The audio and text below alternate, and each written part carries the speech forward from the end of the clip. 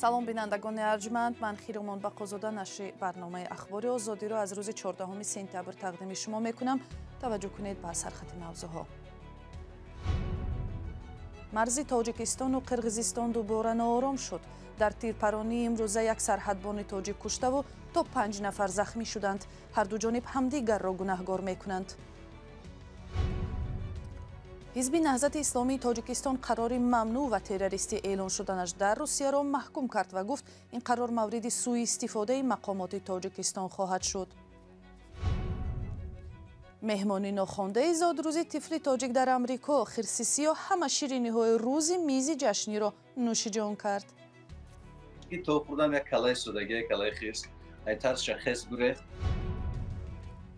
дар як даргирии нав дар марзи байни Тоҷикистону Қирғизистон рӯзи 14 сентябр як марзбони тоҷик кушта ва аз ду тараф 5 нафар маҷрӯҳ шуданд. мақомоти Тоҷикистон хабари захмиҳоро тасдиқ карданд, вале дар бораи ҳалокати марзбони тоҷик чизе нагуфтанд. хабаргузории Reuters ба нақл аз РИА Новости аз кушта шудани марзбони тоҷик хабар дод ва гуфт ки ин маълумот аз нирӯҳои марзбонии Тоҷикистон гирифта шудааст. ҳар ду тараф ҳам Тоҷикистон ва ҳам Қирғизистон ҳамдигарро дар сар задани даргирӣ айбдор мекунанд. таваҷҷӯҳ кунед ба гузориши хабарнигори мо Фарзони Муҳаммадӣ. ду манбаи мустақил дар суҳбат бо радио озодӣ ҳалок шудани як марзбони тоҷикро тасдиқ карданд, вале дафтари матбуоти нерӯҳои марзбонии Тоҷикистон дар ин бора хабар надод. як манбаи радиои озодӣ дар беморхонаи марказии шаҳри Исфара гуфт то ҳол 3 захмиро аз Ворӯх ба шӯъбаи эҳё оварданд. вазъияташон вазнин аст. дафтари матбуоти қушунҳои марзбонии Қирғизистон баъд аз зуҳри 14 сентябр захмӣ шудани ду сарҳадбони ин кишварро тасдиқ кард. бино бар хабарҳо роҳи байни Исфара ва Ворӯх баста шудааст. ду тараф силоҳи вазнини худро ба марз наздик оварданд. чанд сокини ҷамоати Чоркӯ ба радиои озодӣ гуфтанд баъди соати 14 аз 4 тараф садои тирпаронӣ шунида мешавад. нирӯҳои марзбонии Қирғизистон гуфтааст имрӯз аллакай сеюм тирпаронӣ миёни марзбонони тоҷику қирғиз сар зад. мақомоти қирғиз дар чанд изҳоротҳо нирӯҳои Тоҷикистонро ба ҳамла ба дидбонгоҳи марзии Қирғизистон муттаҳам мекунад. ҷониби Тоҷикистон баръакс мегӯяд марзбонони қирғиз ба дидбонгоҳи сарҳадбонони тоҷик ҳамла карданд. ҳар ду тараф ҳамдигарро дар оташ додани низоъ айбдор мекунанд, вале сокинони маҳаллӣ мегӯянд дар минтақаи Кех аввалин суда марзбонони қирғиз оташ кушоданд ва дар минтақаи Чорқишлоқу посгоҳи Достук нирӯҳои Тоҷикистон ҷониби ҳамсояро ҳадаф қарор доданд. сокинон мегӯянд ҳар лаҳза эҳтимоли сар задани даргирии нав мавҷуд аст. тақрибан нисфи аз марзи 970 километрии Тоҷикистону Қирғизистон таъину аломатгузорӣ нашудааст.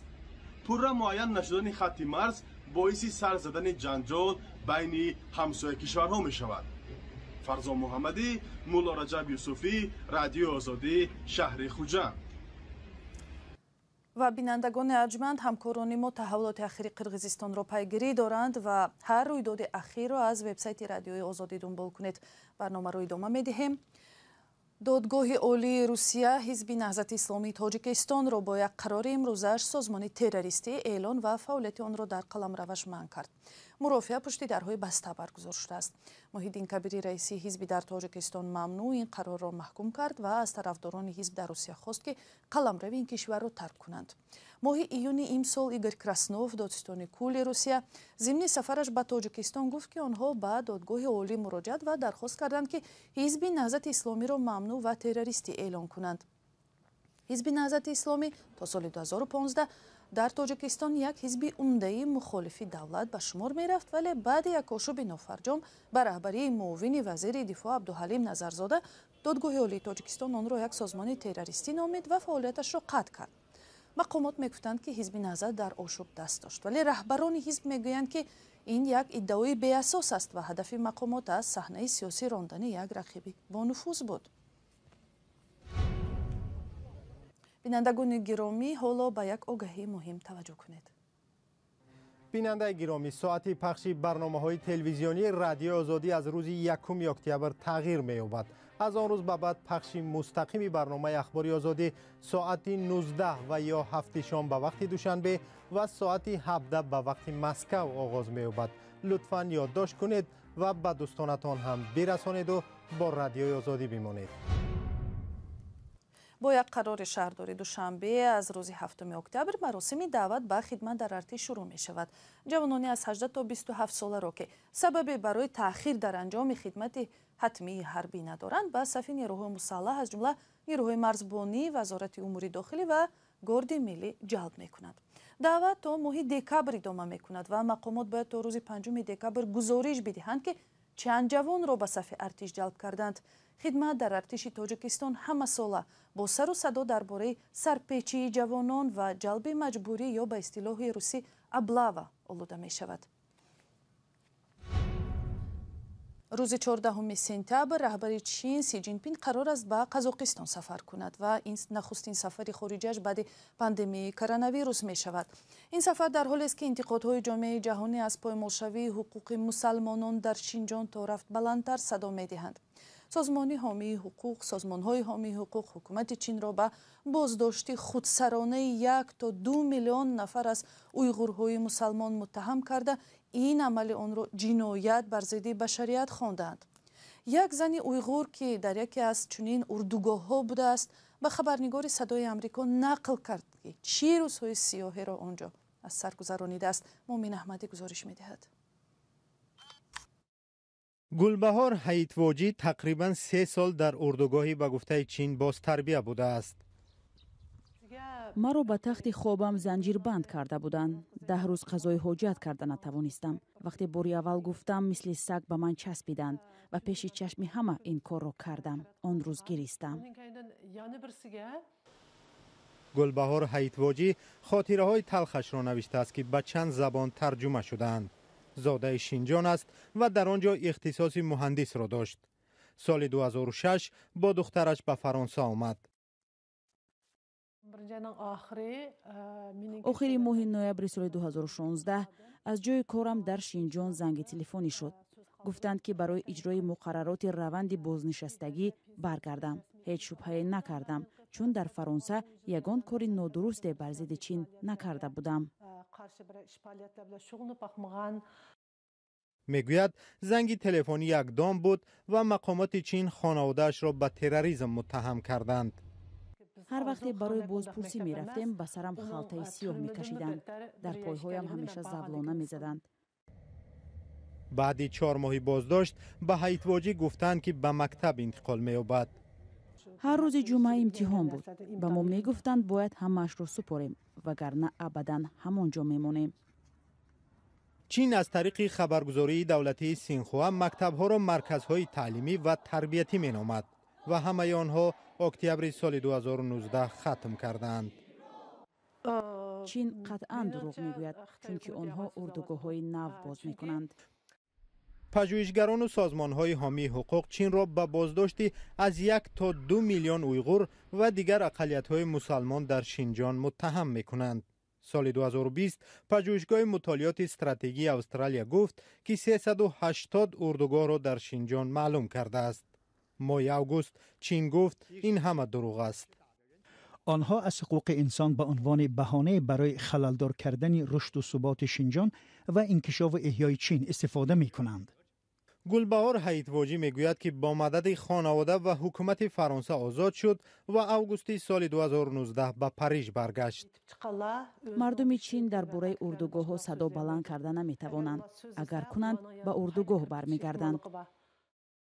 مقامات شینجان ادعا درباره شکنجه حیتواجی را رد می‌کنند. او بعد نشر خاطره‌ها دیگر با اهل عائله‌اش در شینجان صحبت نکرده است.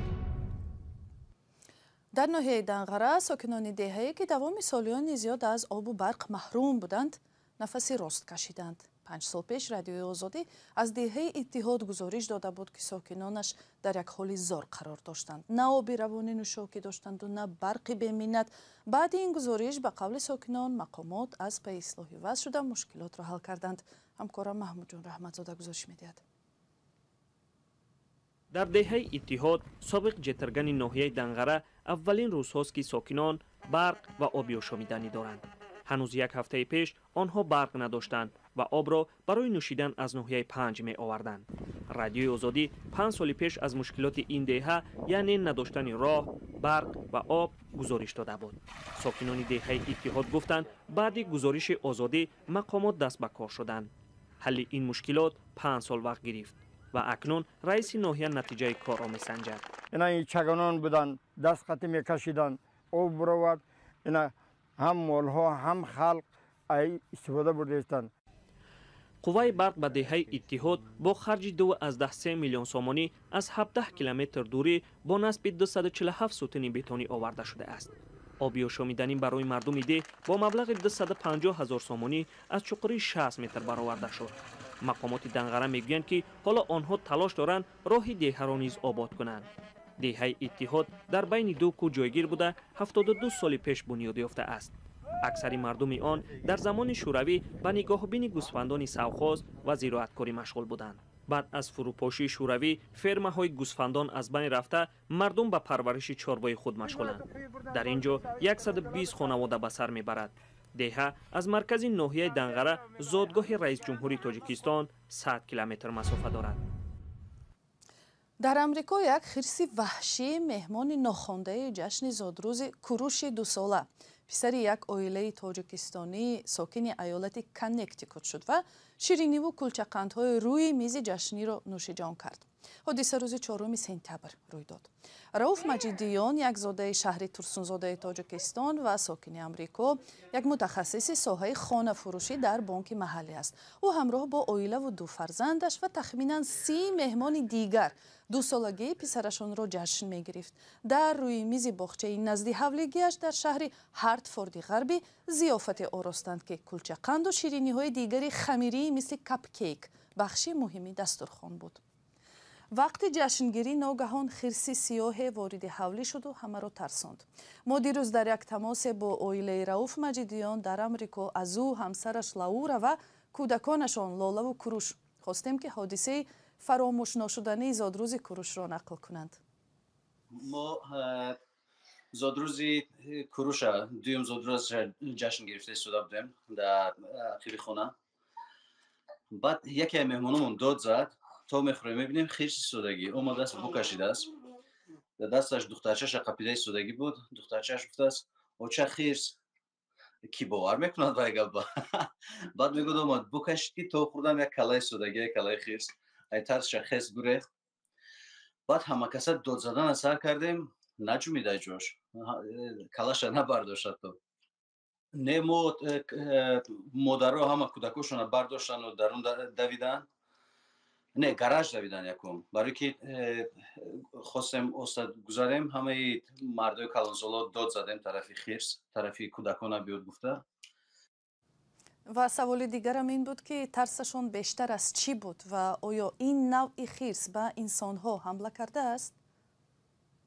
ای کودکا ترسیدیم اولش بعد دیدیم که نجومید همه با ای خطری دور کردیم همه در اومدن بعد شوخی و خندیده ایستادیم لیکن در واقعش بسیار ترسیدیم. خوب که یگان استاتیستیکایی در حجمی در آدم‌ها نیست خیلی بی‌ضرر بود بعد فهمیدیم خرسای سیاه در طبیعت‌های کنکتیکوت بسیار است. ما نمی‌دونستیم خیلی خرسا تا نزدیک آدم آمدنشون ممکن 3-4 بار دیدگی باشه لیکن اومده نترسیده جشن زادروز ویران کردنش با هیچ که تشکر. رئوف مجیدیان با اهل عائله‌اش از ایالت کنکتیکوت امریکا بود. نقل مفصل‌تر این قصه را از وبسایت رادیوی آزادی تماشا کنید. و قاسم جمرد توقیف رئیس جمهوری قزاقستان راضی شده است که نام پایتخت کشور را از نورسلطان به آستانه تبدیل دهند. توقیف دیروز یک پیشنهاد گروه وکیلان را پذیرفته است و اکنون آن به طرح اصلاح قانون اساسی قزاقستان اضافه می شود. و تماشابینان ارجمند خبرهای از این بیشتر را از سامانه رادیوی آزادی و شبکه‌های اجتماعی ما در فیسبوک، ادناکلاسنیکی و توییتر پیدا کنید.